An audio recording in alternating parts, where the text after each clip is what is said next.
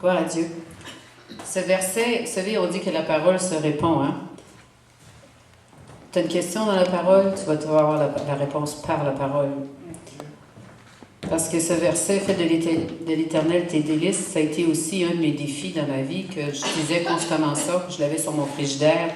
Fais de l'Éternel tes délices, il te donnera tout ce que ton cœur désire. Fais de l'Éternel tes délices, il te donnera tout ce que ton cœur désire. Puis une bonne journée, le Seigneur m'a dit, sais-tu c'est quoi? Faire de moi tes délices. Vous êtes drôles, vous autres.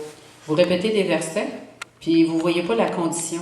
Je sais, vrai Seigneur, qu'est-ce que ça veut dire? Fait, tout d'un coup, que je ne fais pas de toi mes délices du tout. Et puis, comme Éric dit, si tu poses la question, le Seigneur va te répondre. Plus loin dans Isaïe, à un moment donné, en lisant Isaïe, il est écrit, « Si tu suis mes ordonnances et mes prescriptions, tu feras de l'Éternel tes délices. » Alors, faire de l'Éternel ses délices, oui, c'est lui donner tout ce qu'on a, mais c'est de connaître sa parole. C'est de l'aimer lui plus que tes désirs. La première chose que Dieu a fait dans ma vie, quand il m'a montré ce qu'il y avait pour ma vie, puis que ça répondait à mon rêve, la première chose que le Seigneur a faite, ça a été de me dire, donne-moi ton désir, donne-moi ton rêve. Il me l'a enlevé. Puis sur le coup, je ne comprenais pas pourquoi il me l'enlevait. J'étais mêlée un peu là.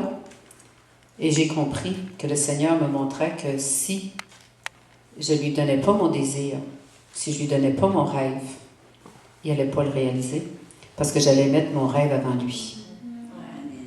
Donc, quand j'ai accepté de lui donner, qu'est-ce qui est arrivé? Ben, il m'a montré une image du papa qui a fait un cadeau à son petit garçon pour sa fête. Un beau camion de pompiers rouge, tu sais, rutillant, que l'enfant voulait depuis longtemps. Mais les batteries ne sont pas dedans. Parce que normalement, un jouet ne vient pas avec les batteries. Tu les achètes à part. Alors l'enfant ouvre le cadeau, il est tout excité, puis il commence à faire vroom vroom avec son camion, puis il est content, puis il n'y a plus rien qui existe. Enfin, il a son camion de pompier, mais il ne sait pas qu'il y a quelque chose de meilleur encore dans son camion de pompier, parce qu'il peut le téléguider. Mais ça, il ne sait pas encore. Puis là, son papa, il dit, donne-moi ton camion. Non, je ne veux pas te le donner. Tu me le donner, tu reprends mon camion. Non, donne-le à papa, tu vas voir ce que papa va faire. Donne-moi ton camion. Puis l'enfant ne veut pas le donner. Puis à un moment donné, il finit par lui donner. Puis là, le père prend le camion, puis il met les batteries dedans. Puis il sort la manette. Hey! Wow! Donc, parce qu'il a obéi à son père, puis qu'il a renoncé à son camion, il a reçu quelque chose de meilleur. Fait que oui, Dieu te montre ton rêve, mais c'est lui qui met les batteries dedans. Pas toi. Ce qui ouvre ma prêche de ce matin, pas par ma force. Amen? Tous en ligne ce matin. Les chants qui ont été faits, quand Dieu m'a donné la parole qu'il m'a donnée, je ne savais pas que c'était ce chant-là qui suivait, je n'avais aucune idée. Parce qu'on ne s'en parle pas, Colombe et moi. Des fois, je vais l'appeler, je vais dire, je ne sais pas ce que tu as aligné pour cette semaine, il y a ce chant-là qui me vient à cœur. Des fois, je vais lui en proposer un. Mais jamais, jamais qu'elle va m'appeler et dire, regarde, c'est ça que le Seigneur m'a donné. Moi, je fais confiance que l'Esprit dirige. Et je me dis, à la limite, s'il change d'idée rendu à dimanche, on s'arrangera avec ça, OK? Puis, j'étais vraiment touchée de voir arriver le chant parce que j'avais confirmation de la part de Dieu que c'était vraiment lui qui avait parlé. Fait que quand Dieu parle, préparez-vous à recevoir ce qu'il a dit ce matin, OK? Il nous a dit qu'il allait nous combler. Alors, préparez-vous à vous voir combler aujourd'hui. Dieu est sérieux, puis quand il parle comme ça, le Seigneur, il est maintenant, hein? Il est dans le présent. Ça marche-tu, ça, là? Oui. OK. Il est dans le présent. Il n'est pas hier, puis il n'est pas encore demain. Donc, quand il dit qu'il va nous combler, je sentais vraiment que Dieu nous donnait une parole pour aujourd'hui. OK? Qu'aujourd'hui, Dieu va nous combler. Combler, hein? Combler, hein? Ça veut dire combler, là. Jusqu'au bord. Quand tu prends une tasse, comble. Et tu ne vois plus le bord de la tasse. C'est à la limite. Puis là, tu t'en prends 3-4 gorgées sur le comptoir avant de la prendre, partir avec, parce que tu vas en répandre partout. Tout le monde fait ça, je suis convaincue. Donc, ce matin, je vais vous parler du message que Dieu m'a mis à cœur, qui n'est pas par ma force. On est toujours dans Philippiens, parce que quand j'ai commencé à voir la première prêche que j'ai présentée par rapport à Philippiens, j'ai continué à étudier Philippiens, à lire Philippiens. Le Seigneur a continué à révéler ce qu'il y avait dans Philippiens. Donc, il y a 4 messages importants dans Philippiens, fondamentaux. On peut diviser Philippiens en 4 parties fondamentales. Donc, ce matin, là, on a vu chapitre 1, on a vu chapitre 2. Donc, le chapitre 1, c'était « Mettre nos attentes en Dieu », si on se souvient bien. Chapitre 2, c'était de rien faire par rivalité et d'oublier nos droits, donc honorer les autres. Toutes des prescriptions du Seigneur. Tu veux voir Dieu exaucer les désirs de ton cœur? Mets tes attentes en lui. C'est ça, ses prescriptions, ses ordonnances. Honore les autres. Des fois, c'est pas facile. Moi, habituellement, l'ennemi vient me tester. Quand je prêche sur quelque chose dans la semaine qui suit, il va me mettre dans une situation pour voir si je vais le faire. Des fois, je passe l'examen, des fois, je ne le passe pas. Hier, j'ai dit au Seigneur, je pense que je vais être obligée de refaire le cours. Parce que je ne l'ai pas passé. Sur le coup. Puis, je dis, qu'est-ce que tu fais là, Marlène? Mais je me suis aperçue que j'étais blessée par ce qui arrivait. Ça m'a dérangée. Puis parce que j'étais blessée, ben, je répondais d'une façon pécheresse. Mais ça ne parlait pas de la personne, ça parlait de moi. Puis là, je n'étais pas contente. Fait que là, je me suis pris un grand fouet, puis j'ai commencé à donner des grands coups parce que là, je m'haïssais. Fait que là, le Seigneur a dit, gars, je t'interdis d'haïr ma fille, là. C'est que tu fais là. Tu es ma fille. Tu fais quoi de mon pardon? Fait que c'est juste pour vous dire que, oui, je prêche, oui, je suis ointe, mais mettez-moi pas sur un piédestal, là, parce que je vais me faire mal. Parce que je suis comme vous autres, je suis pas parfaite. Amen? Par contre, ça a été rapide de voir ce que j'étais en train de faire. Puis là, je dis, c'est donc bien vrai, Seigneur, qu'il faut être vigilant.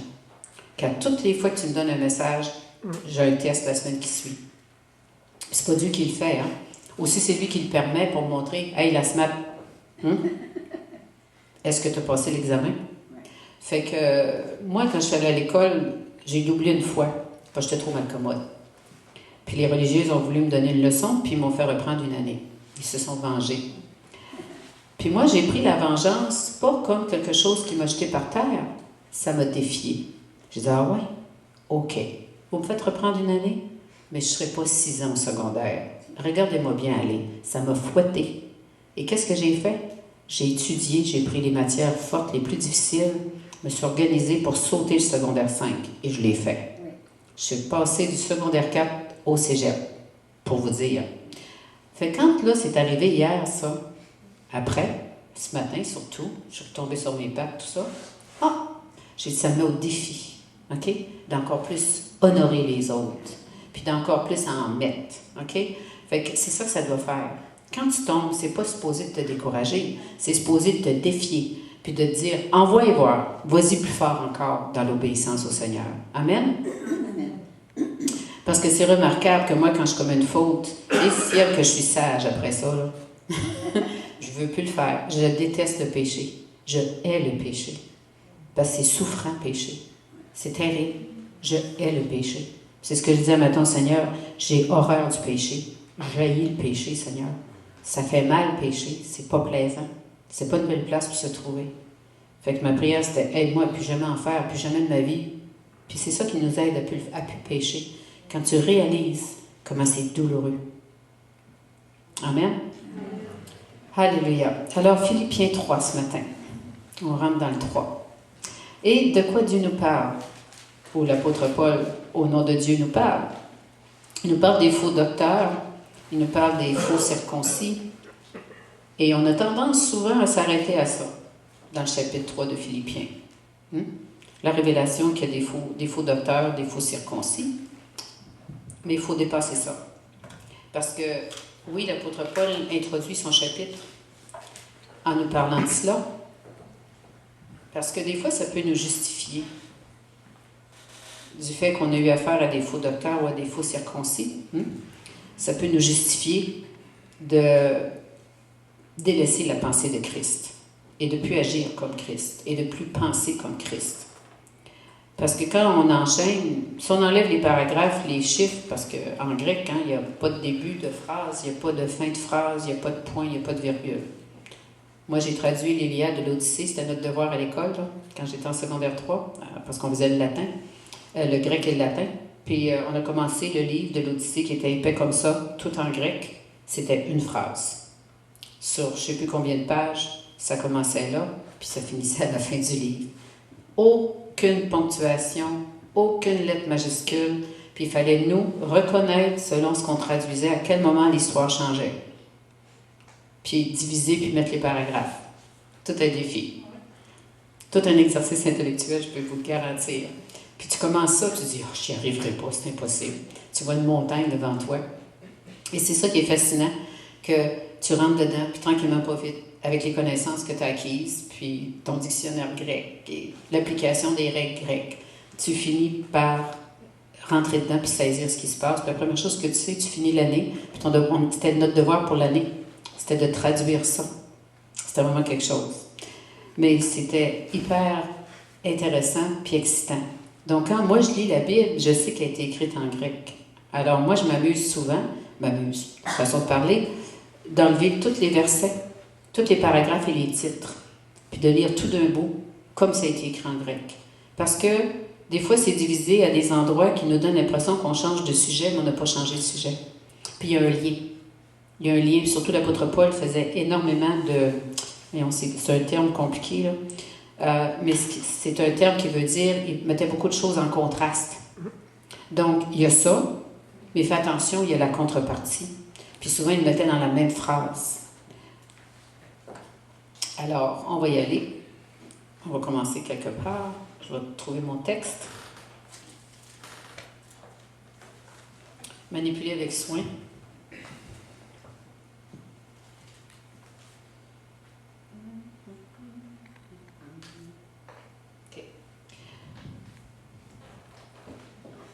Donc, Philippiens 3, 1, 3. Alors, on va lire ça. Au reste, mes frères, réjouissez-vous dans le Seigneur. Il commence avec ça. Mais en fait, il continue. Parce que si on lit ce qu'il disait au chapitre 2, on est dans la continuité de la joie. Parce que Philippiens, c'est quoi qu'il advienne, peu importe ce qui t'arrive, oublie jamais qui tu es en Christ et rien de ce qu'on te fera va justifier que tu tombes dans le péché. Donc, il t'arrive un malheur, pense pas que c'est Dieu qui le fait, continue à garder tes attentes en lui. Ton frère t'insulte, continue à l'aimer, continue à l'honorer. Hein? Amen. Et Dieu t'appelle à faire des choses. Ben maintenant, qu'est-ce qu'il nous dit? Panique pas, sauve-toi pas, parce que ce ne sera pas par ta force. Amen. Donc, il dit au reste, mes frères, réjouissez-vous dans le Seigneur. Il dit, je n'éprouve aucun ennui à vous écrire les mêmes choses. Et pour vous, c'est une sécurité. Qu'est-ce qu'il veut dire? C'est bon que je vous répète, que je vous répète, que je vous répète, parce que c'est pour votre sécurité que je me répète. Et étonnamment, ça fait 22 ans que je suis chrétienne, et des fois, j'entends des prêches, je me dis, waouh, j'avais oublié ça. Parce qu'on est rendu à une place, mais il y a des affaires qu'on a oubliées, mais qui sont toujours aussi importantes. Donc, prenez garde aux chiens. Tu sais, il ne va pas de main morte, hein? Prenez garde aux chiens, prenez garde aux mauvais ouvriers, prenez garde aux faux circoncis, car les vrais circoncis, c'est nous. C'est ce bout-là. Souvent, on reste accroché aux 2 premiers versets, mais le message est dans verset 3. Là, il nous parle, à nous, de nous. Donc, car les vrais circoncis, c'est nous, qui rendons à Dieu notre culte par l'Esprit de Dieu, qui nous glorifions en Christ Jésus et qui ne mettons pas notre confiance dans la chair. Alors, des fois, on dit, comment je fais pour reconnaître les faux ouvriers, les mauvais ouvriers? C'est pas compliqué. Est-ce que tu as affaire à quelqu'un qui se glorifie lui-même? Est-ce qu'il adore un faux Dieu? Est-ce que le chef de sa religion, c'est un prophète? Qui était un hypocrite, qui tuait les gens, qui coupait des têtes, qui avait un harem de jeunes filles qui le violaient sur une base régulière? Je ne nomme pas la religion, mais c'est ça quand même, leur chef. OK? Fait que c'est simplement de regarder les fruits. Alors, qu'est-ce que l'apôtre Paul dit? C'est nous les vrais circoncis. Et si tu es vraiment circoncis, tu vas rendre un culte à Dieu par l'Esprit de Dieu. Que veut-il dire? Pas dans ta chair. Même rendre un culte à Dieu, tu ne peux pas le faire dans ta chair. Tu ne le feras pas. C'est le Saint-Esprit pas en toi. Même quand tu adores, que tu loues, puis que tu pars dans la louange, c'est pas toi qui es en train de le faire. Ton âme et ta chair sont juste témoins du Saint-Esprit qui adore Jésus, qui adore Dieu. C'est ça que tu vois. Tu es un témoin. Amen? Amen. Donc, Dieu continue à nous dépouiller du fardeau, si je puis dire, qu'on se met tout le temps sur le dos, de faire les choses par nous-mêmes. Alors, louanger, adorer, si tu n'invites pas le Saint-Esprit à le faire pour toi, avec toi, ça n'arrivera pas. Tu vas chanter des belles chansons, tu vas danser un petit rigodon, ça va être bien chic, mais ça va ressembler à une soirée du jour de l'an. Il ne se passera rien. Amen? Parce que la vraie puissance dans la louange, c'est quand, comme on dirait, le Saint-Esprit, hein? Quand tu as un moteur turbo, là tu montes, mais là, quand tu kicks à 120 d'un coup sec, là, bang, le turbo embarque. Oh boy, c'est une autre voiture que tu as dans les mains. C'est plus le même feeling, il y a un son, là, wow!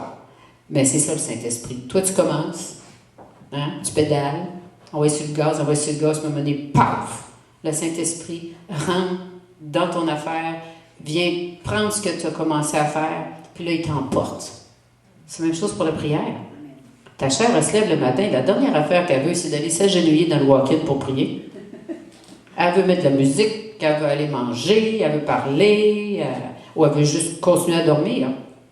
Mais tu dis non, tu vas te lever, puis tu vas venir prier. Fait qu'est-ce que l'apôtre Paul commence à dire dans le verset 3? Il commence à nous annoncer que toute chose, c'est par le Saint-Esprit qu'on va les faire.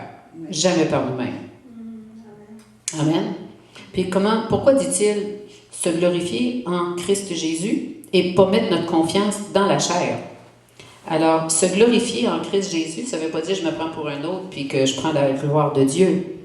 C'est que je dis et j'annonce à qui veut l'entendre que si j'ai réussi, c'est grâce au Saint-Esprit. Si une prédication touche ta vie, c'est grâce au Saint-Esprit. Si ce matin, tu as senti la puissance de Dieu puis tu as été traversé par sa puissance, c'est grâce au Saint-Esprit. Il n'y a rien en moi pour faire ça. Pour que ça t'arrive, il faudrait que je te pousse.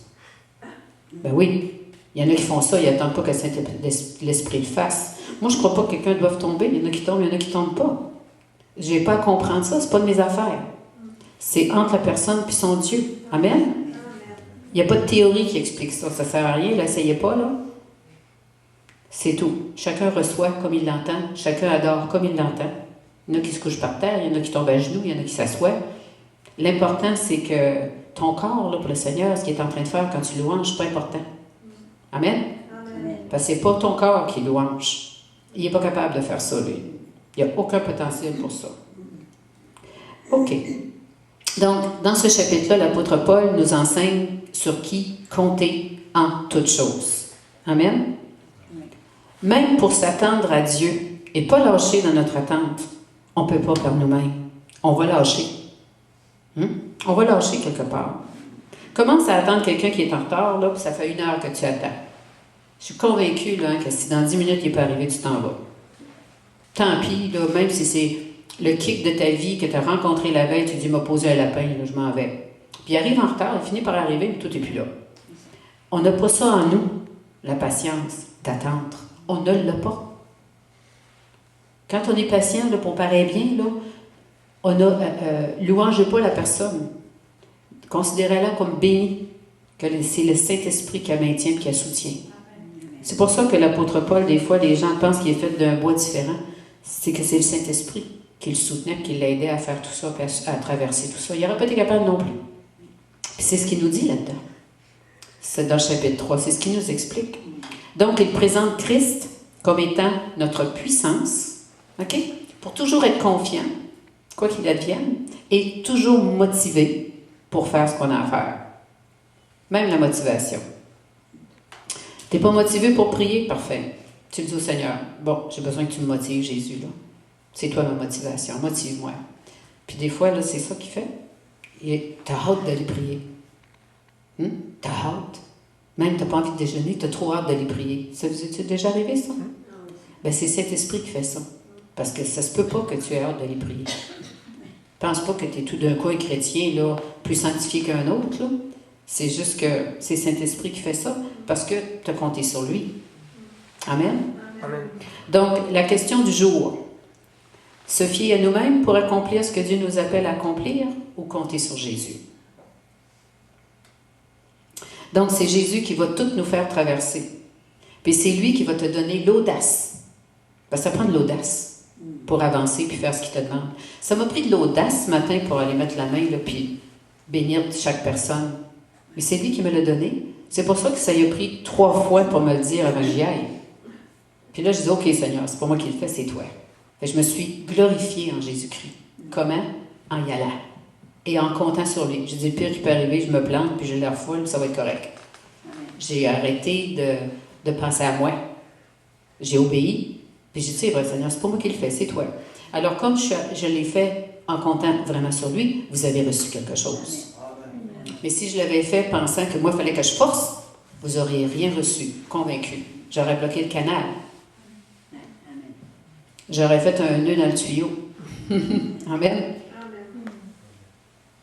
Donc, quand il faut passer à l'action, par la foi, OK? Puis qu'on a une tâche à accomplir que Dieu a mis devant nous, on ne doit pas avoir peur, puis on ne doit pas reculer, puis on ne doit pas hésiter. Sachez que c'est Jésus qui va vous faire avancer. C'est lui qui va vous donner l'audace. C'est lui qui va vous donner la motivation. Et autre chose qu'il faut retenir, puis ça c'est par expérience que je vous le dis, là. Ça là, c'est une expérience que j'ai faite, c'est une théorie éprouvée. C'est que quand le Seigneur t'envoie faire quelque chose, puis tu es chez vous, OK? Puis tu n'es pas encore dedans, l'onction n'est pas là. Parce que tu n'as pas besoin. Tu n'es pas encore rendu.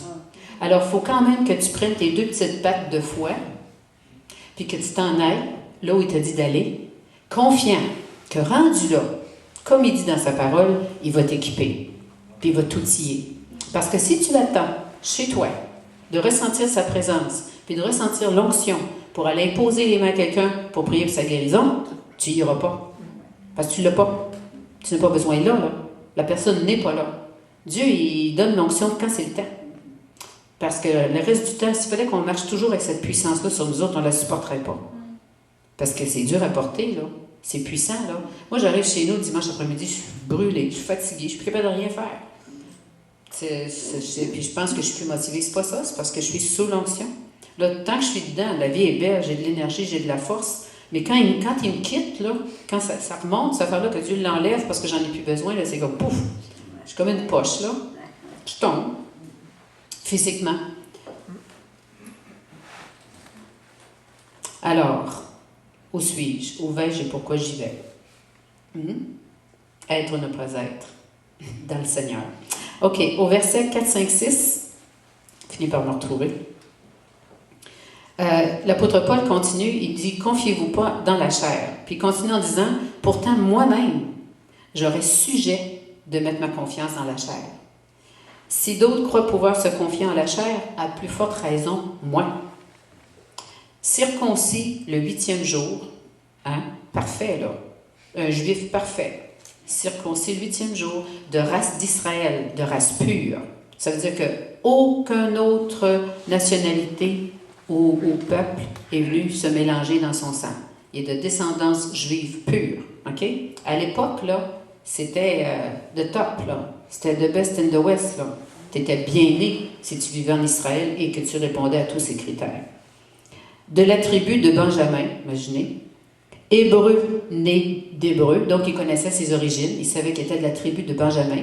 Parce qu'il y a des Juifs qui ne connaissent pas leurs origines. On lit dans la Bible à un moment donné, quand ils font le recensement, puis chacun doit identifier de quelle tribu il est. Il y en a qui ne sont pas capables. Ils savent qu'ils sont juifs, mais ils ne savent pas de qui ils descendent. Puis c'est encore même un problème en Israël à l'heure actuelle, parce que les Juifs orthodoxes, justement, travaillent fort à répertorier clairement d'où descendent tous les Juifs là, qui sont là, parce qu'il y en a encore, là, ils ne savent pas de quelle descendance ils sont, et c'est très important pour eux. Donc, ils donnent encore, pour toutes sortes de raisons, on ne rentrera pas là-dedans, c'est complexe. Il dit, quant à la loi, pharisien, c'était la plus haute position. Dans le monde là, des Juifs, là, pharisiens, c'était le king, il se prenait avec des couronnes. Là. Ensuite, quant aux zèles, il tuait, persécutait les chrétiens, il était parfait, persécutait l'Église. Et quant à la justice légale, irréprochable. Ça veut dire quoi?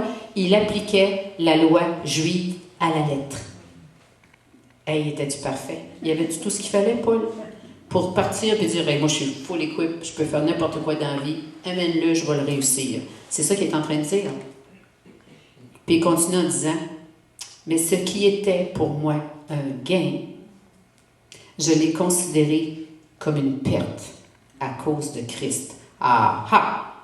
Bon, alors, c'est pas qu'un jour il a rencontré Jésus puis qu'il a tout perdu. OK? C'est qu'un jour il a rencontré Jésus puis il a rencontré quelque chose de meilleur que tout ce qu'il y avait. C'est ça qu'il veut dire. Donc, ça, là, je ne peux plus rien savoir, puis c'est vrai. Quand je suis devenue chrétienne, je ne savais plus quoi faire avec mon diplôme universitaire. Je ne savais plus quoi faire avec ma profession. Je ne savais plus quoi faire avec mes connaissances, mes compétences, même pas mon intelligence, parce que j'avais l'impression que ça ne servait à rien. Puis, je ne savais plus quoi faire. Parce que j'étais jeune chrétienne encore, je ne savais pas trop comment faire avec ça, mais j'avais vraiment ce sentiment profond d'inutilité, puis que tout ce que j'avais fait ne servait à rien. Parce que j'avais trouvé quelque chose de plus excellent en Jésus, puis je voyais l'inutilité, je ne sais pas comment dire ça, là, que comme chrétienne, ça ne me servait à rien. C'était la révélation que j'avais. Quand j'ai lu Philippiens un jour, j'ai dit « Ah, je viens de tout comprendre, c'était normal. » Fait que c'est ça. C'est normal quand tu rencontres Jésus, que tu deviens chrétien, que tout d'un coup, tu as envie de lâcher ce que tu fais, même ta profession. Il ne faut pas que tu le fasses. Oui, comme chrétien, le fait que je suis diplômée universitaire, le fait que j'ai toute l'expérience que j'ai, ça ne vaut rien comme chrétienne, dans ce que Dieu m'appelle à faire comme chrétienne. OK?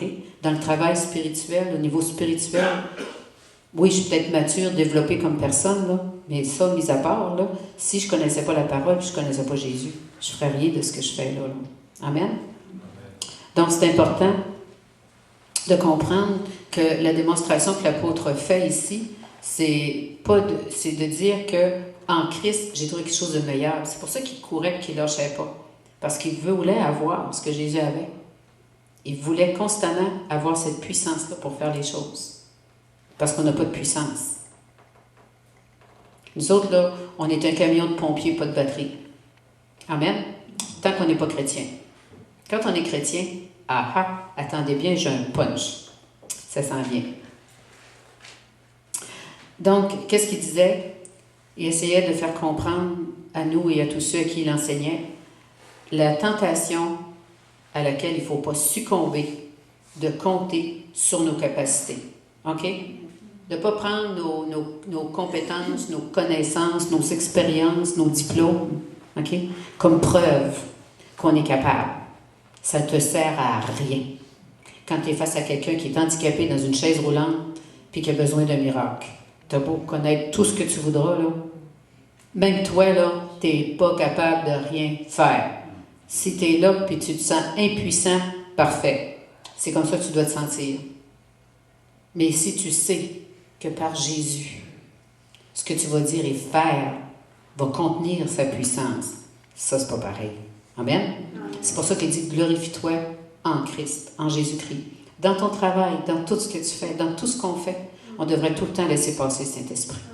On va mieux réussir, on va marcher sous l'onction, puis on n'aura plus de fardeau, puis on va avoir du plaisir parce qu'on va s'en aller faire ce qu'on a à faire, comme quelqu'un qui s'en va simplement voir la gloire de Dieu se manifester toute la journée dans sa vie. Ça devrait être ça, la vie chrétienne. Que bien plus occupé à observer la beauté du Seigneur qui agit dans ta vie, que d'être en train de fuir le diable qui veut t'attraper. C'est sûr, si tu conduis en regardant dans le rétroviseur, tu ne verras jamais ce que Dieu fait dans le pare-brise. C'est vrai. Dieu fait bien plus de choses grandioses dans ta journée que le diable peut en faire. Mais on entend plus parler de ce que lui fait. Hein? Parenthèse. Donc, Paul nous dit, oubliez ça, là. Si vous voulez accomplir ce que Dieu vous appelle à faire, comptez pas sur vos capacités, sur rien de ce que vous avez, qui vient du monde. Parenthèse. Donc, c'est tout à fait le contraire de ce que le monde fait. Qu'est-ce que le monde fait? Ils nous apprennent à compter sur nos forces, nos diplômes, notre statut social, nos origines familiales, OK?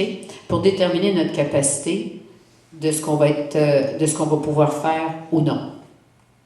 Dépendant de tes origines, dépendant de ton diplôme, ils vont déterminer, non, toi tu ne peux pas faire ça, toi tu peux faire ça. Hein? Quelqu'un qui est de descendance royale, il n'y a plus de place dans le restaurant, mais lui, on va y en trouver une.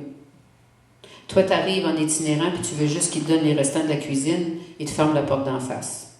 Fait qu'on vit dans une société qui évalue, OK, qui pèse ta valeur et tes capacités, selon toutes ces choses-là. Et là, c'est un peu tannant, parce que le Seigneur vient nous dire, non, pour moi, ça n'a aucune valeur. Tu n'as pas besoin d'être diplômé pour que je t'utilise puissamment. Tu n'as pas besoin d'être un chef d'entreprise pour que je te donne des grandes responsabilités dans mon royaume. Et j'en ai rien à faire des qualifications du monde. Moi, je vais utiliser les dons que j'ai mis en toi. Je t'ai donné un don d'administrateur. Je t'ai donné le don de produire la richesse. Je t'ai donné le don de ci, le don de ça. Mais encore là, c'est que tu ne pourras pas le déployer à sa pleine puissance si tu ne me laisses pas, moi, mettre la batterie dedans. C'est Jésus qui doit agir dans ta vie pour que le don se déploie. Sinon, si tu penses que tu as une parole de connaissance, mais c'est dans ta chair que tu l'as forgée, ben tu es en train de faire ce que les médiums font. Tu lances une roche dans l'eau en espérant qu'à un moment donné, tu vas tomber sur quelque chose de vrai, là, puis que la personne va dire « Oh, Dieu m'a parlé, mais ça fait 10 tentatives que tu fais, tu sais, là. » De dire à peu près n'importe quoi en espérant qu'à un moment donné, tu vas tomber sur la bonne. Parce qu'il y en a, hein, qui ont un don, là, de sentir ce que les gens vivent. Puis ça, c'est pas de Dieu, là. C'est un don naturel, parce qu'il ne faut pas confondre les dons spirituels avec les dons naturels. Il y en a qui ont une intuition, là, qui sont devant une personne, là, puis ils saisissent des affaires juste par sa face, ses comportements. C'est un don naturel. Et là, ils vont lancer des pierres à l'eau, que j'appelle. Ils vont lancer une ligne pour voir s'ils ont vu juste. Ils ne disent pas tout à fait comme il faut, mais la personne réagit parce qu'il y a un petit bout qui est vrai. Ah, fait que là, on dit que mon affaire est bonne. Fait que là, ils construisent là-dessus. Puis là, tu t'en vas, puis tu es certain là, que la personne a toute lu ta vie, là. Mais non. C'est intuitivement là, qu'elle a fini par juste te poser bonne question pour te faire réagir. C'est toi qui as tout donné réponse. C'est vrai? Regardez ça là, quand ils le font à télé. C'est exactement comme ça que ça se passe. Là.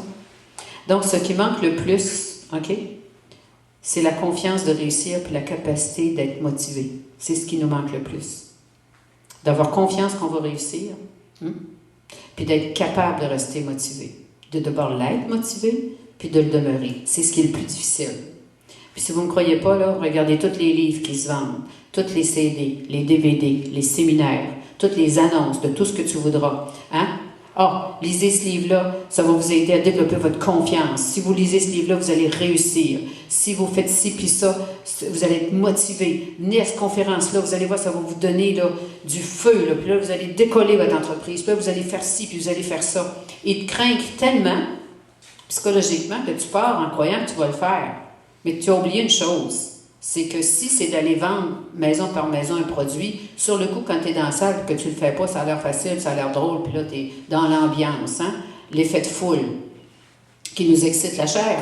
Mais le lendemain matin, quand tu te réveilles, là, tu regardes le chèque de 3000 pièces que tu as signé là, pour devenir membre de ça, là, tu te dis « Oh, qu'est-ce que j'ai fait là? » Bien, c'est ça le monde. C'est de la frime. Mais il touche à quelque chose de vrai. C'est que s'ils réussissent à vendre tous ces livres, tous ces CD, tous ces DVD, puis tous ces séminaires, c'est signe que ce qui manque le plus aux humains, c'est la confiance d'être capable de réussir. OK?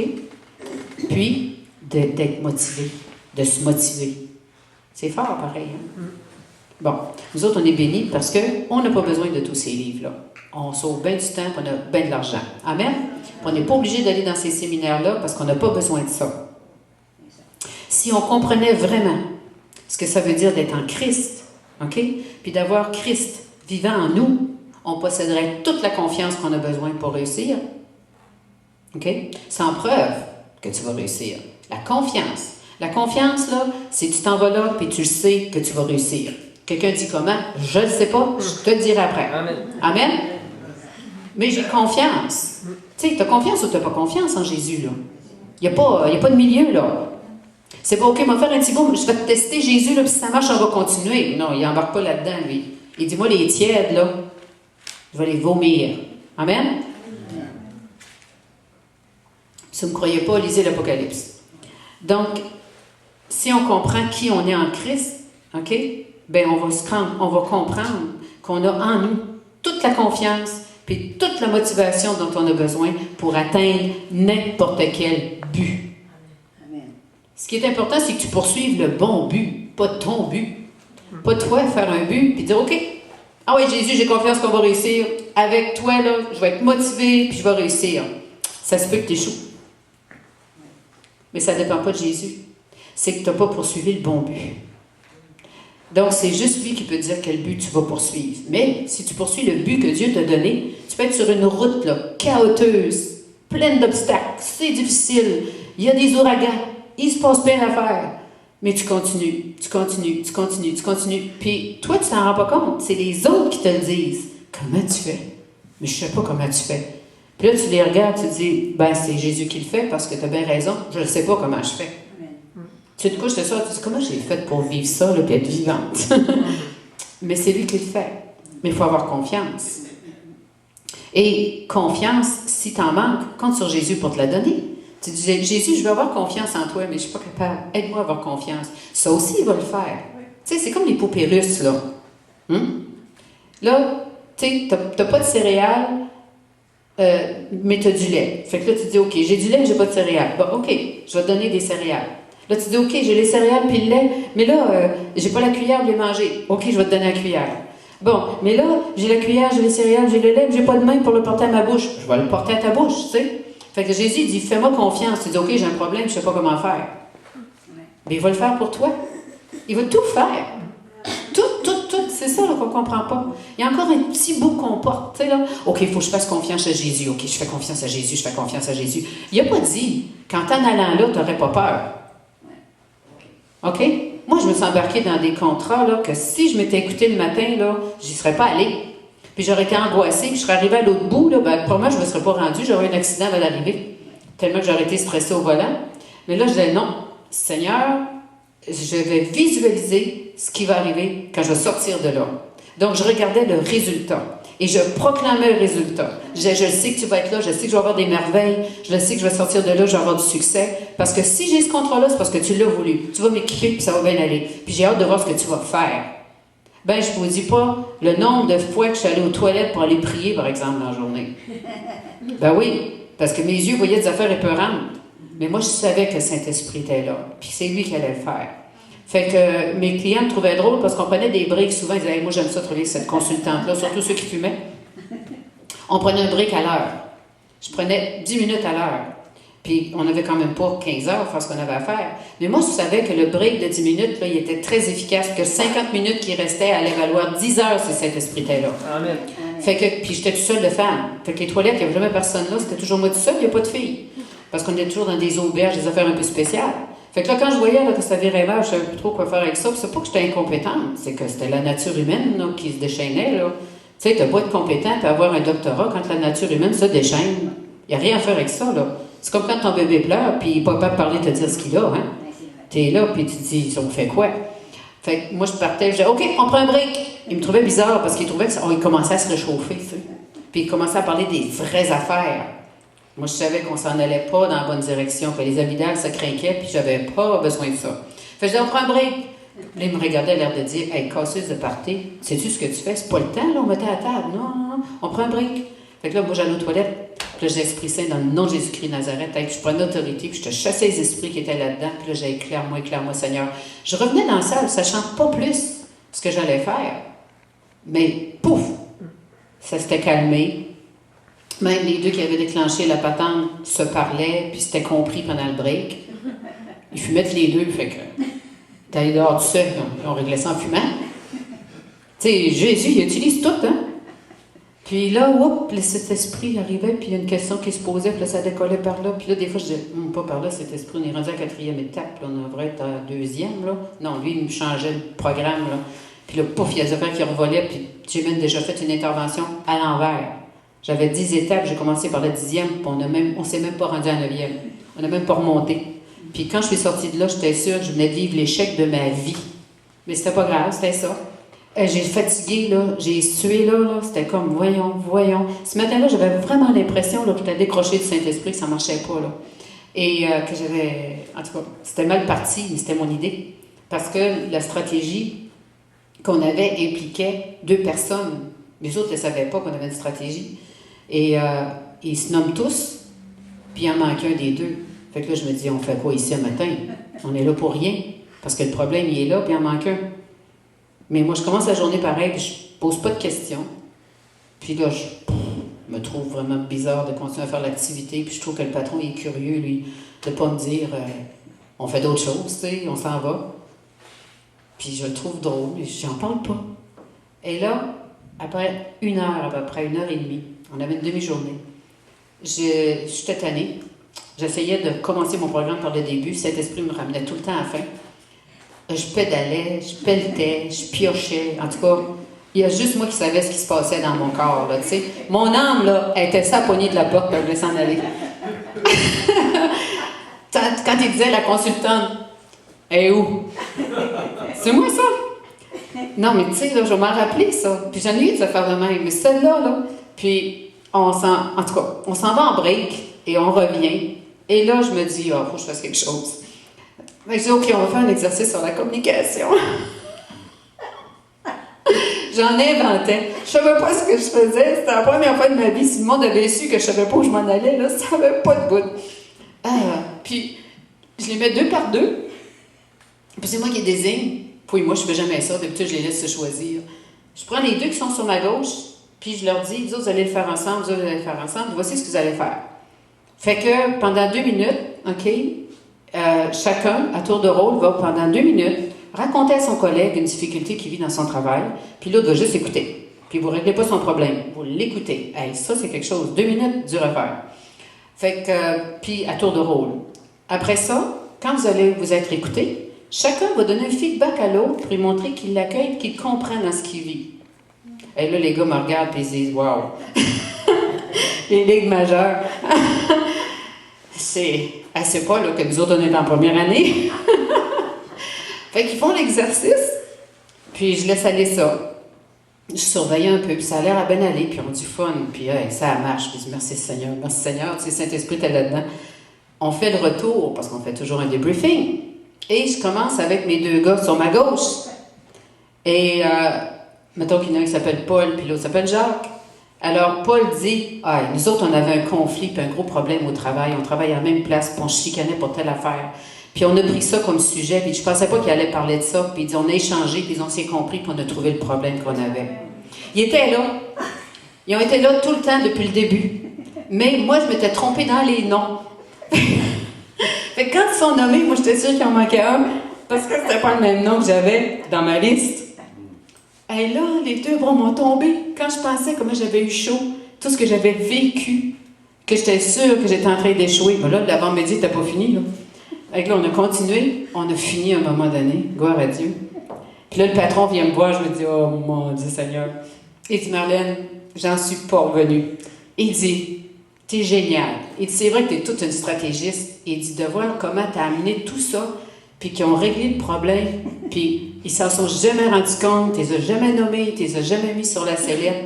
C'est brillant. Il était un maître. Puis lui, c'est rare qu'il faisait des compliments. Et moi, je suis partie le maître à me retourner au bureau, là, puis je pense que je vais me donner congé après-midi. J'étais brûlée d'avoir forcé en dedans, tu sais. Mais tout le long, cet esprit était là, puis il savait ce qu'il faisait. Mais ça, c'est une leçon de la part de Dieu, puis je suis sûre que c'est lui qui a fait ça. Qui a fait que je me mêle dans les noms pour me montrer qu'il n'y avait pas besoin de moi pour me faire réussir. Parce que j'étais absente. Tu sais, là, absence, manque de présence, n'est pas là. Fait que c'est ça. C'est ça que le Seigneur fait. C'est merveilleux, hein? Il faut vraiment s'appuyer sur lui. Puis c'est ça qui est difficile. Mais cette journée-là, il m'a enlevé le bicycle. Fait que je te dis qu'il était mieux de pédaler pour moi. Je pédalais, mais j'avais pas de vélo, ça avançait pas. Puis j'étais à l'envers, puis pire, c'est moi qui le reprenais, qui disait cet esprit dans mon cœur. Mais non, c'est à l'envers, c'est pas de même. Comment je fais? Pour qu'on reparte. J'essayais tout le temps de recommencer par le début. On retombait à 10. Puis on montait même pas à 9, tu sais. Au moins, on avait reculé jusqu'à 1. Mais non. Juste la 10e étape a fait la job. Oh my God. On aurait dû filmer cette affaire-là. Aïe, aïe, aïe. Donc, pourquoi est-ce qu'on aurait besoin d'avoir une confiance plus grande que celle du Créateur qui vit en nous? Pourquoi est-ce qu'on aurait besoin de quelque chose de plus grand que ça? Imaginez-vous, notre confiance, le Créateur. Qu'est-ce qu'il n'est pas capable de faire? Hein? Il peut tout faire. Je le sais. Il a fait des affaires là, que des fois, quelqu'un me disait « Hey, merci beaucoup pour telle affaire que tu nous as envoyée. Je n'avais jamais rien envoyé. » Jamais. Comment est-ce qu'ils ont fait pour recevoir ça, tu sais? À un autre moment donné, on a un processus de sélection. Bon, il y a un candidat. Lui-même, à l'entrevue, se déclare tout. Fait qu'on sait bien que ce ne sera pas lui, là. Puis là, tout le monde dit « Wow, Marlène, as-tu vu ça, la question que tu lui as posée, ce que ça a déclenché? » J'ai dit « Mais ça, moi-même, c'est le Seigneur, il ne doit pas me mentir. » Il a dit « Ouais, Jésus. » Je vous le dis, il arrivait des affaires là, que moi, je n'étais pas capable de leur expliquer. On disait même de moi que je faisais des miracles, tu sais. Hey, c'est Jésus qui faisait des miracles, fait que je me suis toujours glorifiée en lui. Amen. Puis j'avais du fun. J'ai jamais stressé dans ma job, jamais. La seule chose que je disais toujours au Seigneur, fait que ça ne devienne pas un orgueil, tu sais, que je pense pas que c'est moi. Protège-moi de jamais penser que c'est moi. Que toujours je me rappelle, c'est toi. Il s'est organisé pour que je me rappelle. J'ai jamais rien fait de simple et de facile. Fait que j'ai toujours eu besoin de lui. Ah, c'est fou. Gloire à Dieu. Alors c'est ça. On a le Créateur de l'univers qui vient en nous et qui donne la puissance à tout ce qu'on fait. Amen? C'est lui la batterie. OK? De quel genre de motivation on veut posséder qui soit plus grande que Jésus? Quelle motivation qu'on veut plus grande que Jésus? Il l'est motivé, lui. Laisse-le passer, il va être motivé pour toi. Puis il est de ton bord, en plus. OK? On a Jésus qui nous encourage, qui nous coach, puis qui va nous... il va nous faire... puis on ne peut jamais perdre. Il va nous faire réussir, quoi qu'il advienne. Donc, on ne peut jamais perdre d'aucune manière. Jamais. Jamais, jamais. Même quand j'étais dans des situations que j'étais sûre que ma vie était en danger, professionnellement, que j'étais faite, que la tête allait me rouler, OK, sur le bio, pas du tout. Je suis sortie victorieuse, comme les amis de Daniel. J'ai passé dans la fournaise, non seulement j'ai pas brûlé, je sentais même pas la boucane. En plus, je recevais une promotion. Parce qu'ils n'en revenaient pas comment j'avais réglé le problème, alors que j'étais le problème, selon certaines personnes, puis j'étais même pas sur place. Ça se réglait. OK? C'est ce qui a fait aussi qu'il y a des gens qui m'ont observé, qui ont vu ces affaires-là.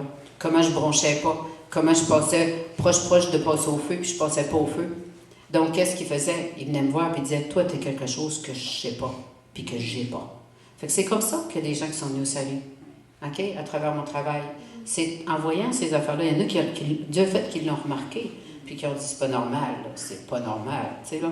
Le plus pas normal, là, ce que les gens comprenaient pas, c'est que j'étais consultante, puis j'étais toute seule, puis ils me disaient toutes, il n'y a pas une grosse compagnie qui va te donner des contrats. Puis j'ai décroché toutes les plus grosses compagnies quand j'étais toute seule. Pas quand j'ai commencé à avoir des employés ou des techniciens, j'étais toute seule. Puis j'ai décroché des contrats avec les grosses compagnies. Puis je n'étais pas chrétienne encore quand j'ai démarré en affaires. C'était vraiment que la main de Dieu était là. Oui. Mais c'est quand je l'ai connu. Oh, yes.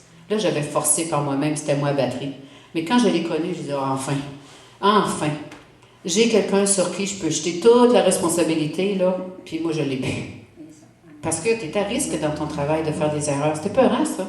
Tu veux pas faire d'erreurs. Parce que moi, dans ma job, en tout cas, c'était des vies humaines qui étaient en jeu. Dépendant de la décision, de l'influence que j'allais exercer, je détruisais le plan de la vie de quelqu'un. OK? Ou je le mettais à bonne place. J'avais cette influence-là, puis je le savais, puis j'aimais pas ça. Mais là, c'était le fun, j'avais le Seigneur, je pouvais lui donner. Donc, il s'en est occupé. J'ai la réputation de jamais avoir pris une mauvaise décision dans le choix d'un candidat. Trouve-en des consultants qui ont cette réputation-là. Et j'en ai fait de la sélection, là. OK? C'est le Seigneur. C'est le Seigneur. Il a toujours été là. Je ne peux aucunement me glorifier de ça. Je peux pas.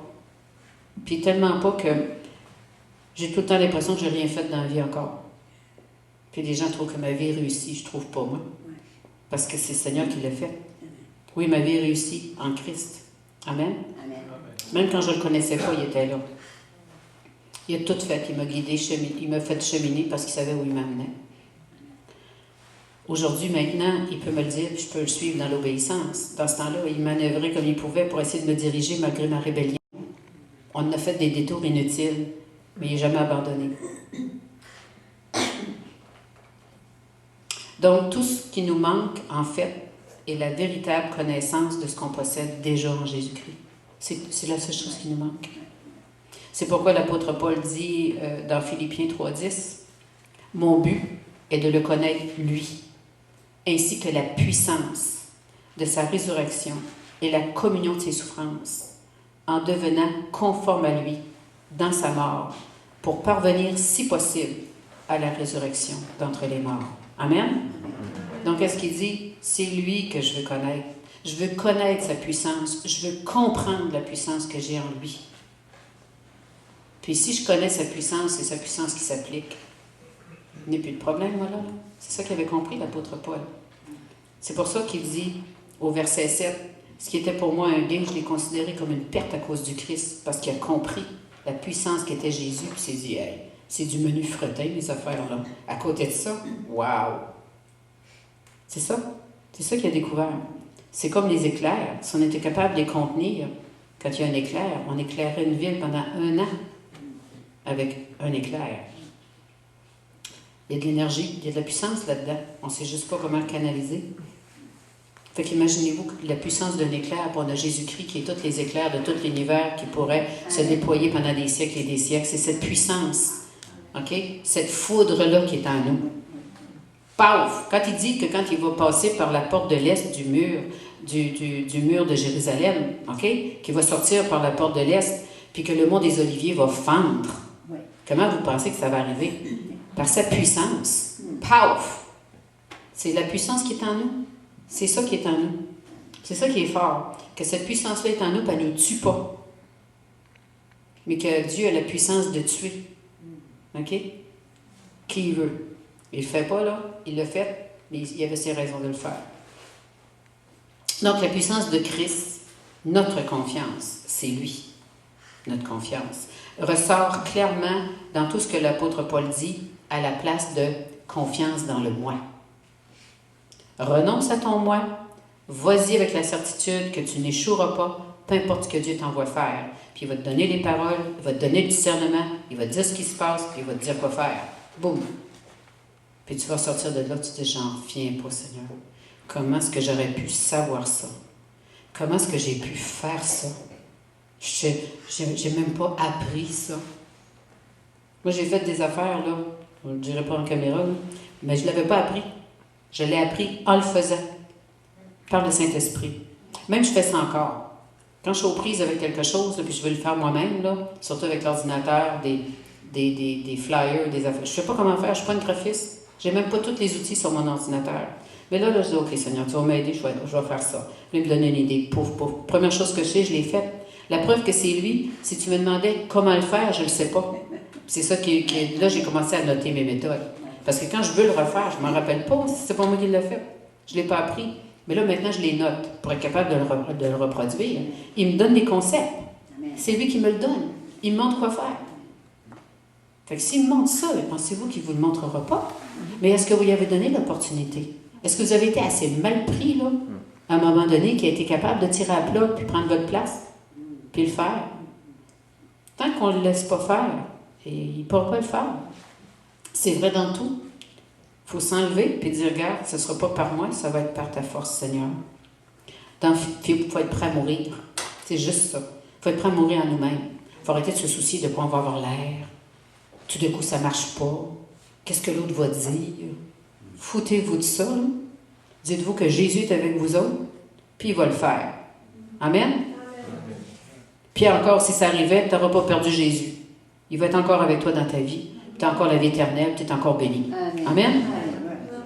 C'est le souci qu'on se fait de ce que les hommes vont dire, qui nous bloque très souvent. Moi, là, je vais essayer de plus en plus de me soucier de qu'est-ce que Jésus va dire. Amen. Donc, dans Philippiens 3.3, Paul définit le chrétien comme quelqu'un qui glorifie par l'Esprit de Dieu, qui se glorifie en Christ et non en lui-même. C'est pour ça qu'il dit, si vous avez un sujet de gloire, là, vous voulez avoir un sujet de gloire, vous voulez vous glorifier, faites-le, mais glorifiez-vous en Christ. Ça veut dire, déclare et reconnais que tout ce que tu fais et tout ce que tu es, c'est grâce à Christ. Tu veux te vanter de quelque chose, là, vante-toi d'être l'enfant de Dieu, puis que par la grâce de Dieu, par sa bonté et sa puissance, c'est pour ça que tu es une réussite. Amen?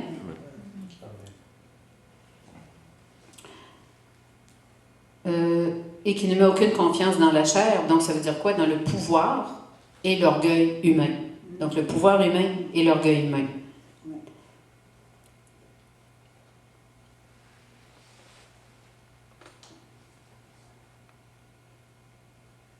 Donc, c'est pourquoi, on l'a lu tantôt, il dit dans les versets 3, 4, 6, 3, 4, 6, 3, 4, 5, 6. Un peu là. 4, 5, 6. Oui, 4, 5, 6. Que s'il y a quelqu'un qui pouvait se glorifier dans la chair, c'est lui. OK? Donc, Paul les met de côté, il ne suffit pas. Il ne s'appuie plus sur ces choses-là.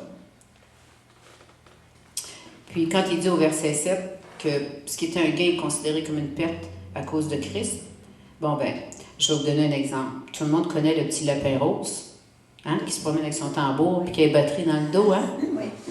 OK? Puis qui s'en va, hein? Encore et encore, hein? En anglais, c'est he keeps going, going, going, hein? Puis il n'arrête pas, puis il passe, puis il a l'air inépuisable, hein? Ben, c'est nous autres, ça. On est le lapin rose. Okay. Notre batterie, c'est Jésus. Ah, bien, wow. On est des lapins roses, OK? C'est à ça que l'apôtre Paul nous compare, même s'il ne connaissait pas le lapin rose en ce temps-là. C'est ça que le verset 17 dit, OK? Donc, ce qui était pour moi un gain, je l'ai considéré comme une perte à cause de Christ. Donc, qu'est-ce qu'il dit? C'est que grâce à lui, on peut encore et encore et encore et encore et encore continuer, malgré les épreuves, malgré les difficultés, malgré ci, malgré ça. Puis s'il y a quelqu'un qui n'est pas en train de parler en théorie, c'est l'apôtre Paul. Parce que c'était sa vie. Que grâce à Christ, malgré tout ce qu'il a vécu, il a continué encore et encore et encore. Parce qu'il n'y a pas eu une vie qui est un jardin de roses, là. Alors, avec Jésus, on n'est pas arrêtable. Merci, Seigneur. Pas arrêtable. Alléluia, merci, Seigneur. Alléluia. Fait que c'est ce que l'apôtre Paul nous dit dans Philippiens 4. OK? Avec Christ vivant en nous, nous donnant l'énergie et le pouvoir, on peut continuer à le servir encore et encore, faire sa volonté, toucher les gens en son nom, tout le temps. Tout le temps. Tout le temps. Ce qui manque souvent dans le corps de Christ, c'est la connaissance. Oui, Jésus guérit, puis les guérissait tous. Oui, les apôtres, après, ont reçu sa puissance et allaient guérir. Mais ils avaient eu un maître avant d'y aller. Et c'était Jésus. Ils observaient ce que Jésus faisait. Il y avait les dons. Ils exerçaient les dons de discernement. Parce que, j'en parlais avec quelqu'un un matin, on prie pour la guérison, on croit que les gens vont être guéris, mais souvent on endommage notre foi parce qu'on ne prie pas sur la bonne personne au départ. Tu sais, tu as une gang de monde qui veulent la prière, tu as beaucoup de chrétiens devant toi qui veulent la prière, et on a tendance souvent à traiter la situation comme chez le boucher, hein? Numéro 1, numéro 2, tu sais, premier arrivé, premier servi, mais on ne devrait pas faire ça.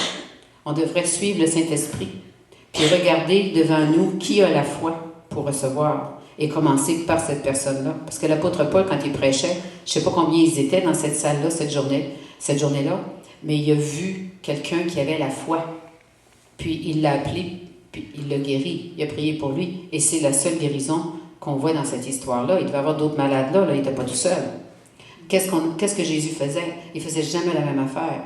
Des fois, il chassait l'esprit d'infirmité. D'autres fois, il imposait les mains. Va, t'es guéri.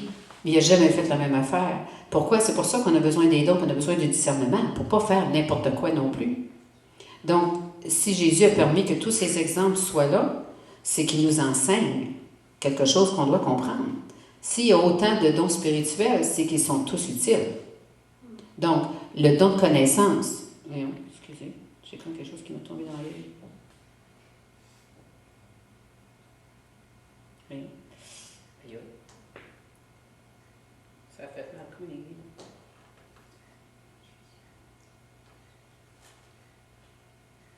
Voyons.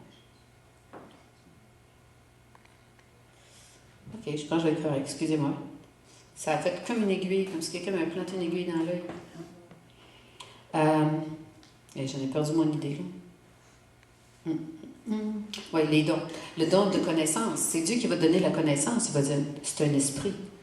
C'est un esprit qui rend la personne malade. Maintenant, il va donner une parole de sagesse. Voici ce que tu dois faire. Amen. Après ça, si tu le fais, le don de guérison va opérer. Il va te donner l'onction. Voyons donc. Si Dieu t'envoie, il va t'équiper. C'est ça, les dons. C'est à ça que ça sert. C'est toutes les manières que Dieu nous a... La prophétie. Hein? Si tu donnes une parole de prophétique à quelqu'un, tu es en train de prier pour quelqu'un pour une maladie, mais le Seigneur te révèle comment la personne s'est faite ça elle-même, puis tu commences à lui dire, le Seigneur me montre telle affaire, tu sais là, elle sait que c'est Dieu qui parle. Alors là, parce qu'il n'y a personne qui sait ça, là, toi tu es en train de lui révéler. Disons que ça attire l'attention de quelqu'un, là. Ça lui prouve que Dieu est réel. Le Seigneur, c'est ce qu'il fait quand il fait ça. Ça augmente sa foi. Là, après, quand tu dis, regarde, on va prier pour ça, on va le briser, puis on va prier pour la guérison des dommages, ça se peut pas que la personne ne reçoive pas. Parce que le Seigneur a préparé le terrain. Donc, il ne faut pas commettre l'erreur de prier sur la première personne qui se présente. Il faut prier sur la personne que Dieu nous indique. Parce que là, il va faire le miracle. Là, il y a quelqu'un d'autre qui l'a vu. Tu ne sais pas qui sont les premiers qui sont dans la file. Là-dedans, il peut y avoir quelqu'un, là, que ça fait 300 fois qu'il fait prier pour la même affaire. Puis il ne croit pas qu'il va être guéri, puis il vient juste te tester pour dire que toi non plus, tu n'as pas l'onction. Tu sais. Parce que si ça fait 300 fois qu'on a prié sur lui qui n'est pas guéri, c'est parce qu'il ne veut pas sa guérison. Parce que si elle voulait, il l'aurait eu. Amen? Puis je dis pas ça pour ceux qui ne sont pas guéris tout de suite. Là. Des fois, les choses prennent des étapes, prennent du temps. Mais moi, je parle que dans la chrétienté, là, par expérience, on a vu du monde de même, qui avait une maladie puis qui la traînait. Elle traînait, puis quand tu disais, oui, mais Dieu veut te guérir, puis là, je disais, pourquoi la personne n'est pas guérie? Le Seigneur m'a révélé des choses des fois. C'est parce qu'il reçoit des prestations là, de telle affaire, puis il pense que s'il est guéri, le monde va penser qu'il était fraudeur. Écoute, c'est fou de même, là. Les gens vont aussi loin que ça, là, dans leur... c'est eux autres qui bloquent. Puis là, on vient décourager, on perd la foi que ça marche à travers nous, la guérison, puis on arrête de le faire. Ça, c'est le jeu de l'ennemi. C'est pour ça qu'il faut être connaissant. Et que le Seigneur nous le montre. Prie pas sur cette personne-là pour rien, là. Tu perds ton temps aujourd'hui. Fait qu'au moins, tu n'endommages pas ta foi. C'est Jésus qui sait qu'il va recevoir la guérison puis qu'il ne l'aura pas. Lui, il guérit tout le monde. Mais est-ce que tout le monde qui vient faire prier veut être guéri? Ah ah! Ça, on ne le sait pas. Des fois, tu es même inconscient que tu as fait de ta maladie un autel d'adoration. Que le genre de maladie que tu as t'attire la pitié des autres, puis toi, tu es blessé dans ton âme, puis tu as été tellement rejeté dans ta vie, que là, tu n'es plus rejeté, là, que tout d'un coup, tu es le centre d'attraction, puis tout le monde prie pour toi, puis tout le monde t'appelle. Tu es inconscient là, que cette maladie-là, là, elle te fait du bien. Voilà. Tu es rendu que tu la chéris. C'est mauvais, mais c'est devenu bon. Puis là, je veux te guérir, te l'enlever, et wow! Enlève-moi pas mon anane, là. Mais tu le sais pas, c'est tout inconscient. Fait que c'est spécial. C'est pour ça qu'il faut avoir le Saint-Esprit avec nous dans tout ce qu'on fait. Lui, il sait ce qui se passe. Lui, il comprend. Puis il va nous le dire. Parce que l'apôtre Paul l'a bien dit, je souhaite que tous prophétisent. Pas tous être des prophètes, mais que tous entendent la voix de Dieu. Parce que si tu n'entends pas la voix de Dieu, je suis désolée, tu n'opéreras pas dans aucun don, quel qu'il soit. Même le don d'administration, le don d'hospitalité, c'est tous des dons du Seigneur, là. Mais il faut que tu sois capable de marcher avec le Seigneur pour fonctionner dans ces dons-là. Si tu as le don d'hospitalité, mais tu n'as pas de discernement, puis tu as tout le temps la maison pleine des mauvaises personnes, puis que tu finis par le faire pour les mauvais motifs, bien le don que Dieu t'a donné, il va te faire mourir, là. Puis il va te faire perdre ton temps dans tout ce que tu fais. On a besoin du Seigneur. Amen. Donc, il dit en 4.13, tourne ma page. Donc, dans le verset 4.13, l'apôtre Paul dit, « Je puis tout par celui qui me fortifie. » Le lapin rose peut tout par la batterie qui le fortifie. Enlève-lui la batterie, il est fini. Enlève-moi Jésus, c'est fini. Je vais retourner à ce que je faisais avant de la manière que je le faisais. En forçant, en m'angoissant, en travaillant fort, en n'étant jamais sûr que ça a marché. Pas le pas de tête perdu dans la brume. Ça ne vit pas vieux. Alors je peux tout. Je suis capable de ne pas me laisser offenser par Christ qui me fortifie. Je suis capable de pardonner par Christ qui me fortifie. Je suis capable d'aimer dans des conditions intolérables par Christ qui me fortifie. Je suis capable de prier efficacement par lui. Je suis capable de louanger, persévérer, puis rencontrer tous les besoins qui viennent sur ma route, par Christ qui me fortifie. Donc, pas par ma force, par lui. Amen? Donc, quand Paul a dit à l'Église de Philippe d'avoir la pensée de Christ afin de renoncer à leurs droits et d'honorer les autres, est-ce qu'il leur demandait l'impossible? Non. Je puis tout par Christ qui me fortifie. Amen? Hier, je n'avais pas envie d'honorer quelqu'un, pas partout. Quand le Saint-Esprit me tapait sur l'épaule, mais c'est que tu fais là? Tu es en train de... c'est passé où d'honorer les autres, là? Et boy, ça avait pris le drain. Puis, j'étais pas capable. C'était tellement pris dans cette affaire-là. Puis là, j'ai eu à un moment donné la présence d'esprit de dire « Aide-moi, Seigneur, aide-moi. Je sais que c'est pas correct. » Puis là, il me l'a donné. Puis là, j'ai commencé à réaliser que c'était pas une mauvaise nouvelle, que c'était une bénédiction. Mais l'ennemi était venu m'attaquer, puis comme me faire croire que ce qui arrivait là, c'est une mauvaise nouvelle. Comme si, moi qui prie, puis que tout le monde qui prie, ben là, l'ennemi serait capable de venir faire quelque chose pour nuire. Ben non. C'est que si je l'ai tout donné au Seigneur, je vais lui faire confiance que même si sa méthode n'est pas la mienne, elle doit être bonne, hein? Oui. C'est pas la mienne. C'est définitivement pas la mienne. Fait que c'est là qu'on a eu un clash, tu sais. Il y a eu un face-à-face là, assez violent entre Dieu et moi. C'est que lui voulait faire ça, puis moi, je n'étais pas d'accord. Il a gagné. Pas eu le choix. J'étais mieux de le laisser gagner. C'était pas bien, moi. Gloire à lui. Merci, Seigneur. Puis il nous aime. Puis il m'a pardonné. Puis un matin, je suis là, puis je prêche, puis je suis loin. Puis il m'a donné une parole pour l'Église, tu vois. C'est pas découragé de moi, lui. Même si moi, je l'étais. Donc,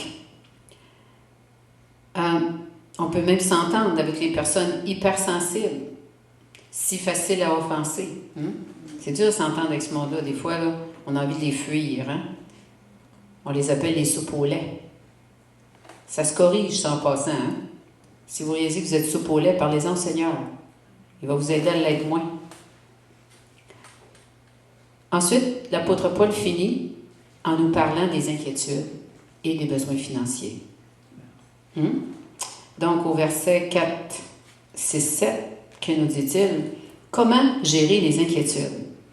Voici la recette. Ne vous inquiétez de rien. Eh bien, hein?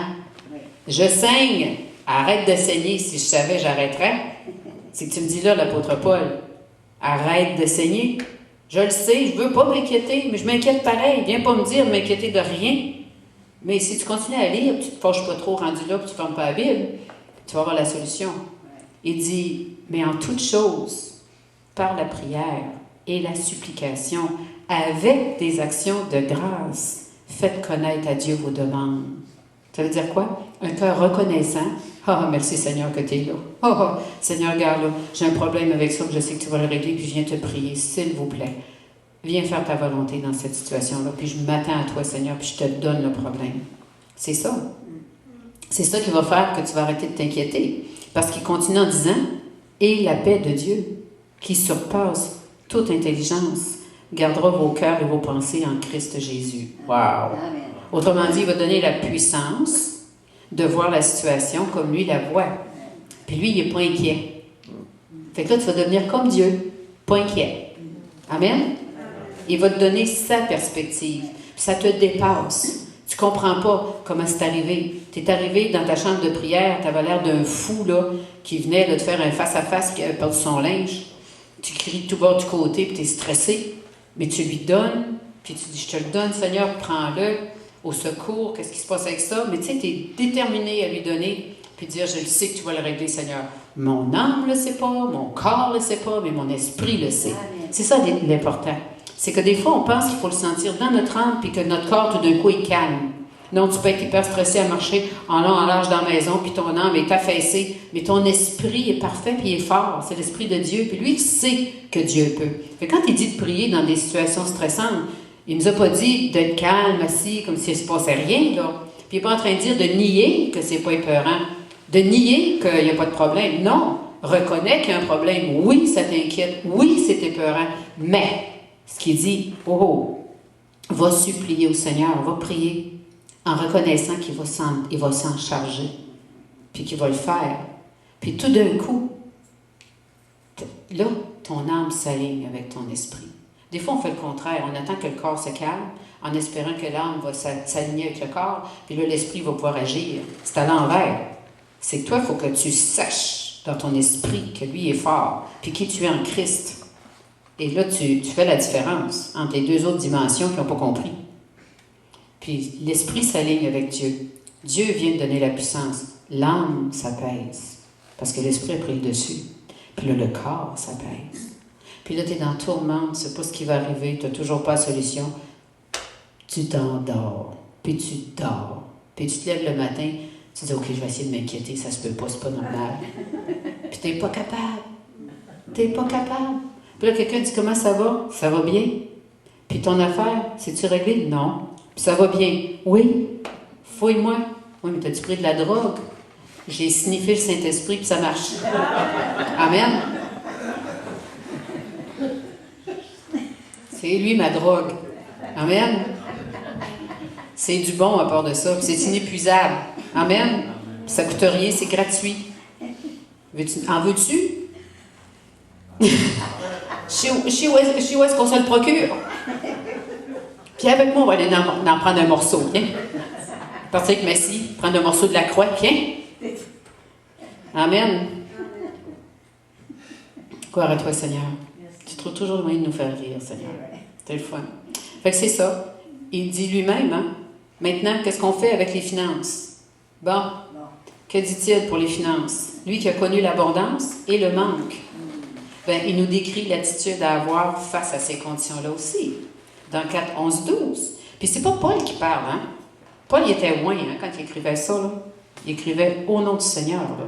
Tout ce qui est dans la parole est inspiré du Saint-Esprit. Donc, il dit, comment est-ce qu'il dit ça? Regarde, il remercie, tu sais. Il dit, j'ai éprouvé une grande joie dans le Seigneur à voir refleurir votre intérêt pour moi. Cet intérêt, vous l'aviez bien, mais l'occasion vous manquait. Je ne dis pas cela en raison de mes besoins, car j'ai appris à me contenter de l'état où je me trouve. Je sais vivre dans l'humiliation et je sais vivre dans l'abondance. Et en tout et partout, j'ai appris à être rassasié et à avoir faim, à être dans l'abondance et à être dans la disette. Mais c'est là qu'il dit, je puis tout par celui qui me fortifie. Cependant, vous avez bien fait de prendre part à ma tribulation. OK? Ah oui. Puis là, il dit au verset 19, comment il fait pour être content? Là, il raconte qu'il n'a pas toujours eu ça facile, puis il y a eu du manque, puis il y a eu ci, puis il y a eu ça. Mais il y a eu l'abondance aussi. Il finit en disant, à 19, il rive le clou. Mon Dieu pourvoira à tous vos besoins, selon sa richesse, avec gloire, en Jésus-Christ. Selon sa richesse. Pas la tienne, la sienne. Hein? Tu as besoin d'une voiture, selon ta richesse, tu as 2 piastres dans le compte en banque, tu n'auras pas une grosse auto. Si tu en as 10 000, auto de seconde main, qui va peut-être faire le job. Mais si c'est Dieu qui l'achète, là, avec les moyens que lui a, hey, je sais pas, là, mais veux-tu un jet? Peut-être ça te dit plus de conduire, là. Veux-tu aller plus vite? C'est ça, en toute chose, OK? De se réjouir en lui, puis de savoir que notre Dieu Tout-Puissant, Jésus vit en nous, avec toute sa puissance. Alors, au lieu de regarder ta situation, quelle qu'elle soit, et de te désespérer, regarde-la en sachant que Dieu va mettre sa puissance dedans. Et quand Dieu met sa puissance dans quelque chose, les morts ressuscitent, les malades sont guéris, hein? Tout arrive. Les âmes parlent, n'importe quoi peut arriver. Il y a un arbre va pousser dans ton salon s'il y a besoin de le faire pour juste t'amuser, te montrer sa puissance. Il y a des signes, des fois, que des gens reçoivent. Des gens disent, mais pourquoi? Ben, c'est Dieu qui a du fun à se manifester comme ça. On a un Dieu créatif, il fait ce qu'il veut, comme il veut. Il y a des réunions à des endroits, là, il a tombé des pierres précieuses. Toutes découpées, là, pures. Des rubis, des diamants, des émeraudes. Puis il n'y avait pas personne dans le plafond qui tirait ça, là. Ça tombait, là, comme ça, là, comme de la neige. Puis les gens ramassaient ça, puis ça avait vraiment de la valeur. Je me souviens pas, là. Elle dit non. Elle dit, je vais y aller. Et moi, j'aime ça une fois comme ça, tu sais. Elle dit, moi, je le crois, c'est où? Oui, je me souviens pas à quel endroit que c'était. C'est du bouche à oreille, là. Non. Il y avait des photos de ça. Ça a été filmé. Tu vois tomber les pierres précieuses. Ils sont dans une place comme ici. Tu vois tomber les pierres. Tu vois même la Bible du pasteur qui est sur la table. Puis l'huile coule à terre sur la table. Ça sort de la Bible. Elle n'est plus touchable. Tu n'es plus capable de tourner une page. Puis il n'y a pas personne qui fait rien. Il n'y a personne qui touche à rien. Puis même, tout d'un coup, ils sont assis. Il ne sera pas là, Yvan. Ils sont assis. Puis tu vois des traces sur le tapis. Parce que le tapis est imbibé. Fait qu'il y a quelqu'un qui marche sur le tapis, mais tu vois personne. C'est Jésus. Tu vois les pas de Jésus. Oui, Yvan. Vendredi, c'est tellement cocasse que tu me parles de cette histoire-là de diamant et de poudre d'or. Je suis tombé sur 2 vidéos, puis c'était ces 2 vidéos-là. Ah, ouais. Wow. Oh, oui. Ah, mais ça va où? Je me souviens pas de la place, malheureusement. J'aurais aimé ça. Ouais, ah oui. C'est extraordinaire, tu sais. Puis, écoute, eux l'ont filmé, mais c'est arrivé à plein d'autres endroits, mais ça n'a pas été filmé. Eux, ils l'ont filmé parce que ça faisait plusieurs jours que ça arrivait. Ça a commencé tranquillement. Puis, ben, c'est ça quand le Saint-Esprit bouge, quand Dieu bouge. Là. Ah, non, mais c'est des choses, moi, que je crois. Puis si quelqu'un ne croit pas à ça, puis il y a un problème avec ça, ben prépare-toi, c'est le coup que Dieu va te le faire pour te le montrer que c'est vrai. Moi, je suis tellement surpris de ce que je t'ai dit. Tu sais ce que je t'ai dit en arrivant? Oui. Tu prêches là-dessus. Exact. Et je suis sans mots. Hein? Saint-Esprit est bon, hein? Je suis sans C'est ça, je te l'avais dit. Je disais, attends, la prêche, on va en reparler. J'ai dit, la prêche va te parler. C'est pas croyable, hein? Je te dirai la semaine prochaine comment ça s'est passé. Tu vas arriver, cher, puis tu vas me dire que ça a été extraordinaire, que les choses ont fonctionné, que tu comprends même pas des grands bouts comment. Puis tout ce que tu as à faire, c'est qu'à chaque fois qu'il arrive une situation, dis Esprit Saint, je te laisse ça, viens m'aider, Seigneur, dans le nom de Jésus. Je pars dans la pénombre, tu sais, je suis au sous-sol, je monte au premier, là. Puis là, je tombe sur la grosse patente, là. J'ai hâte de voir s'il va faire ça. Mais je suis très optimiste, j'ai dit oui. Il faut être fort en Christ. Ben, le Seigneur va être avec toi. Mais comme j'ai dit, je pars en dernier. Les derniers seront les premiers, comme j'ai dit au patron. Les derniers seront les premiers. Moi, je suis une dernière, je suis cachée. Mais le Seigneur va être avec toi. Le Seigneur va être avec toi. Il dit, avance avec confiance, puis compte sur moi pour faire le travail. Fait qu'écoute, je l'ai fait pendant des années, fait que tu vas sûrement être capable de le faire pendant une semaine. Hein? Le Seigneur va être là. Il va te fortifier, il va te donner la motivation. L'important, c'est que tu n'essayes pas de faire les choses par toi-même quand tu ne sais pas. Va-t'en aux toilettes, va prier. Ça marche. Puis tu as un patient qui réagit, qui fait une affaire qui n'a pas de bon sens. Va en parler au Saint-Esprit, prends autorité, dis je chasse l'esprit qui est dans cette chambre-là dans le nom de Jésus. Ah non, il n'y a pas de problème avec les patients, c'est merveilleux ça, laisse faire ça. Oui, mais attends, tu sais pas. C'est quoi ça? Mais écoute, cette nuit, j'étais angoissée. Je me suis levée, puis je suis allée, d'habitude, en tout cas, je garde. Il y avait quelque chose là, qui me plafonnait, puis je fais ça demain matin en arrivant. Ben, j'ai trouvé une solution, Colin. Moi, je prie beaucoup, hein. J'ai trouvé la solution. C'est tellement basique que ça n'a pas d'allure. Oui. Puis après ça, ils vont dire, hey, Anna, Non, puis le Seigneur, quand il donne les solutions, là, c'est fort ce que tu dis, c'est toujours de base bien simple que tu te demandes comment ça se fait que tu n'y as pas pensé. on va faire travailler un patient. Amen. Gloire à Dieu. Pas pire. Pas pire, hein? On est d'accord. Ben, tu vois, Je hein? suis convaincue. C'est ça. Le Seigneur va t'éclairer, il va te donner toutes les idées. Tu vas nous témoigner là, que c'était la semaine la plus enlevante de ta vie. Ben oui, mais c'est parce qu'on veut voir agir le Seigneur dans nos vies, mais on ne se met pas dans les situations non plus, on se protège tout le temps. C'est que si le Seigneur t'envoie quelque part, dis pas non parce que tu ne sais pas quoi faire. Dis Seigneur, c'est-tu de toi? Il va te donner la conviction que c'est de toi, que c'est de lui. Vas-y. Il va le faire. Amen. Bon, on va prier. Amen. Alors, quelle heure est-il? Il n'est pas déjà 1h moins quart? Oui. Et ciel. OK, on va prier. C'est terminé pour aujourd'hui pour ce qui est du message. Puis, dans la continuité de tout ce qui se passe ici ce matin, on va prier pour les besoins de tout le monde. OK? De tout ce qui arrive cette semaine, on va confier ça au Seigneur. Amen? Amen. Puis, c'est pas pour rien que le Seigneur, tu vois, ce matin, m'a dit d'aller imposer les mains, puis de vous faire un transfert de sa puissance, parce qu'il savait que vous en aviez besoin. Amen. Fait qu'il vous l'a donné pour la semaine qui vient. Alors, on peut fermer ça.